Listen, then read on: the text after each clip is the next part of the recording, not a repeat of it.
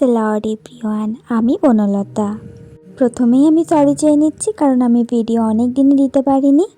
আর এটা হলো 2025-এর 29শে ডিসেম্বরের কিছু ভিডিও। তো সেদিন আমরা চলে গিয়েছিলাম একটা চার্চের আন্টির বাড়িতে। তিনি আমাদের প্রার্থনা করতে ডেকেছিলেন।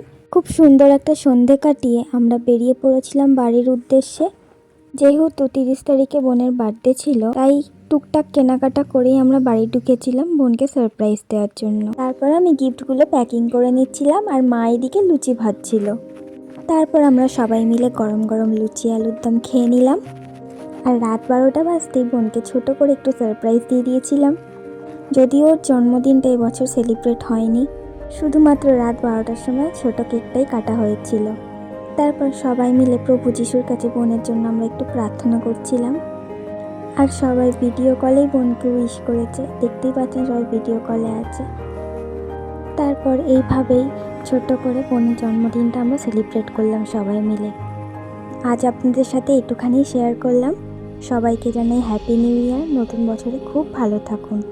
আর ভিডিওটা ভালো লাগলে অবশ্যই লাইক, কমেন্ট, শেয়ার এবং সাবস্ক্রাইব করে দেবেন। Thanks for watching.